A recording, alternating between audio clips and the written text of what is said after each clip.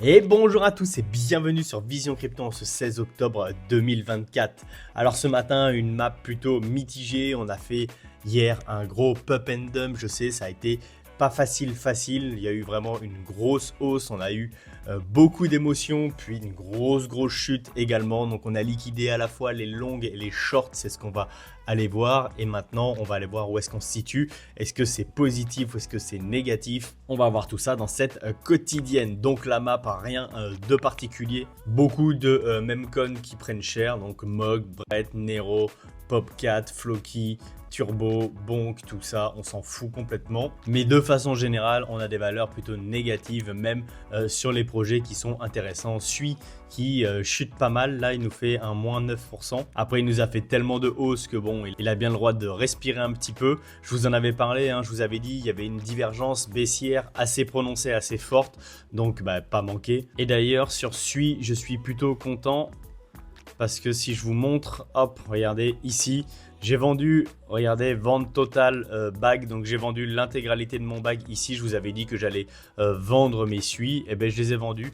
Et je suis plutôt content parce que j'avais vu vraiment cette divergence baissière. C'est pour ça que je me suis un peu urgé, on va dire, à vendre mon bag. Donc, je suis plutôt content parce qu'on dit qu'on vend jamais le top. Mais j'ai quasiment vendu le top momentané, puisque je pense véritablement que Sui ira beaucoup plus haut. Mais je l'ai vendu, on va dire, pile poil quand il fallait. Donc on revient sur la map. Donc hier on a vu les liquidations, quasiment 50 milliards sur BTC. Donc il y a eu vraiment du volume. Ethereum quasiment 22 milliards. Donc oui, beaucoup de volume. On peut aller voir tout de suite qu'on a fait quand même pas mal de liquidations. On était même à plus de 300 millions. Et on était quasiment kiff un petit peu plus tôt. Là ça bouge un petit peu, c'est normal, ça continue, ça ne s'arrête jamais. Mais donc en moyenne, donc 180 millions pour les longues, 120 millions pour les shorts. Donc on a vraiment liquidé tout le monde. On a fait un gros pump and dump. Et on va aller voir ça tout de suite sur BTC. Donc si je zoome un petit peu, on va regarder la mèche qui a fait du mal un petit peu à tout le monde.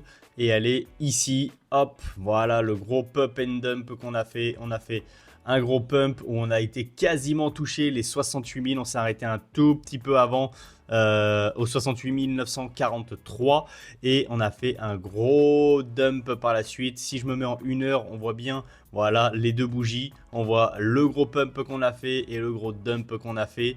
Et ce que je trouve extrêmement positif, c'est que oui, on a ravalé l'entièreté du pump qu'on a fait ici, mais après, regardez, on a construit. Donc, on est venu s'appuyer sur la moyenne mobile à 50 et qu'est-ce qu'on a fait? On a fait un joli rebond et on est en train de consolider. Et ça, c'est extrêmement bullish. Pourquoi? Parce que si, hop, je dézoome un petit peu, on est au-dessus des 65 000 ici. Je vous avais dit, c'est un niveau à tenir et pour le moment, on le tient. Ça ne veut pas dire qu'on va pas encore revenir dessus, mais pour le moment, on le tient et ça, c'est extrêmement positif. On aurait pu ici s'enfoncer beaucoup plus, revenir par exemple quasiment dans la zone entre 60 et 63 000. Non, on a eu une très belle réaction, on est remonté quasiment aussitôt. Et donc d'ailleurs, à l'instant T, on est à 67 000, donc ce qui est quand même vraiment pas mal. On n'est pas loin de notre target des 70 000 qu'on voudrait passer pour pouvoir passer le précédent plus haut qui est ici. De toute façon, c'est la prochaine target. Il va falloir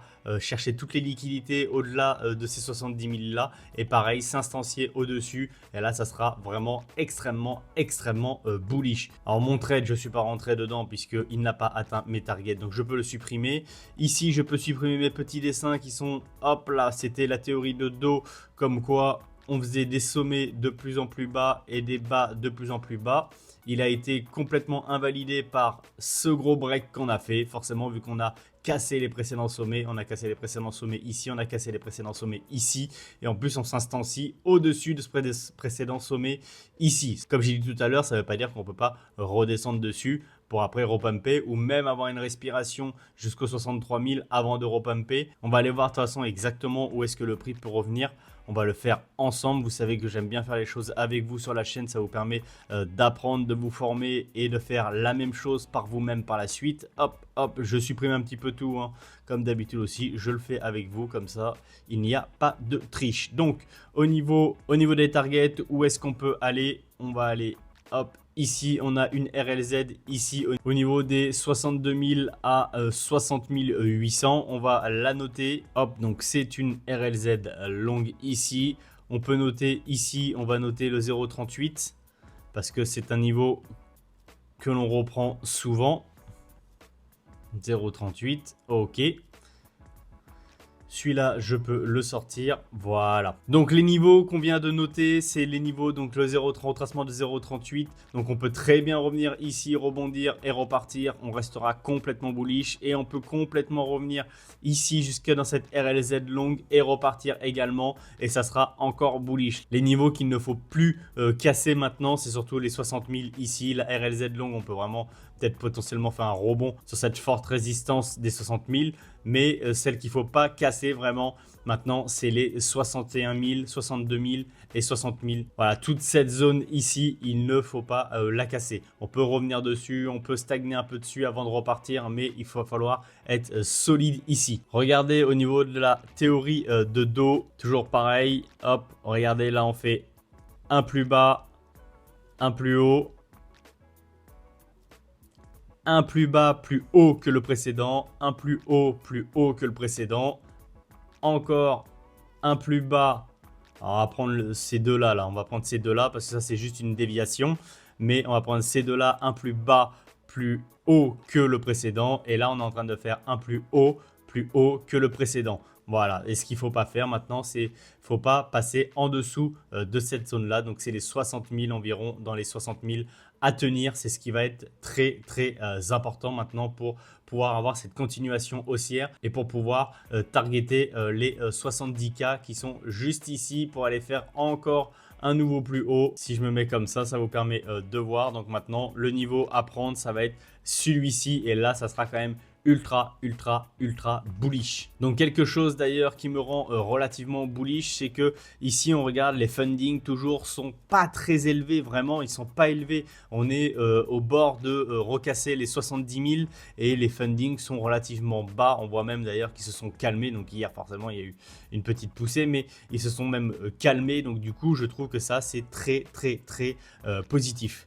Donc ici, on peut voir notamment sur l'agrégateur spot que ça a été beaucoup drivé par les spots quand même, par les achats spot. Il y a eu énormément d'achats faits en spot. Et d'ailleurs, on peut aller voir ça tout de suite. Regardez ce qui a été fait encore sur les ETF. Encore un inflow de 371 millions, notamment BlackRock qui a beaucoup acheté majoritairement, 288. Donc encore énormément d'inflow sur les ETF Bitcoin. Donc c'est encore une fois très positif. Regardez ces 3 jours, le 11, le 14 et le 15.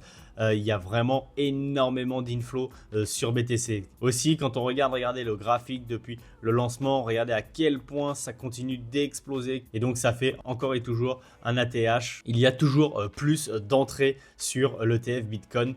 Et je pense que ça ne fait que commencer. Donc comme je le disais, il y a eu énormément d'achats spot. C'est quelque chose qu'on peut voir ici. Ça a été beaucoup drivé par l'achat spot. Et après, ça a été un petit peu plus poussé par rapport aux positions longues qui ont été ouvertes. On peut le voir ici. Alors premièrement, ici, l'open interest qui a commencé à bien monter ici. Et on voit que ce sont les longues qui se sont ouvert ici parce qu'on voit bien ici que les positions en short étaient relativement flat. Et ensuite, il y a eu la grosse liquidation. Aussi, ce qu'on a pu constater, c'est que BTC a pris une grosse dominance. Du coup, hier, c'était vraiment la poussée de BTC. On peut le voir ici, une grosse mèche de la dominance de BTC. Donc, market cap de dominance de BTC par rapport aux autres crypto-monnaies. Et on voit qu'il y a eu une forte poussée de dominance de BTC. Et on voit d'ailleurs qu'il continue à dominer. On voit ici qu'il stagne. Donc ça, c'est quelque chose de totalement normal. De toute façon, BTC va partir tout seul en termes de dominance. C'est BTC qui explosera en premier avant qu'il y ait Ethereum, puis potentiellement les altcoins. Et c'est là où on partira en altcoin season. Mais quand on partira en altcoin season, on pourra remarquer que BTC perdra énormément de dominance comme on a pu le voir dans le passé. Si je dois vous montrer, hop, je dézoome ici, voilà. Et bien, vous voyez ici quand on a fait ça en 2021, là on était parti en altcoin season. Ici toute cette chute ici, c'est l'altcoin season. Donc ce qu'on veut voir nous, c'est un BTC qui pump, voilà, qui draine toute la liquidité, qui nous fasse des nouveaux records, des 120, 130, 150, peut-être 200 000, qui draine vraiment toute la liquidité. Et ensuite quand il va commencer à cracher, ça va être autour de Ethereum qui va très fortement pumper et les altcoins qui vont suivre. Et toujours dans le classement de grosse market cap, middle cap et petite cap. Et normalement, on finit avec les mêmes coins et les shitcoins, mais je pense que ce cycle sera un petit peu différent et que potentiellement les mêmes coins exploseront très rapidement en même temps que BTC parce qu'on voit qu'il y a énormément de demandes sur les mêmes coins. Ce cycle est un tout petit peu différent en ce sens. Aussi, autre chose qui est extrêmement positif, c'est, hop, je vais me mettre en 4 heures pour mieux voir.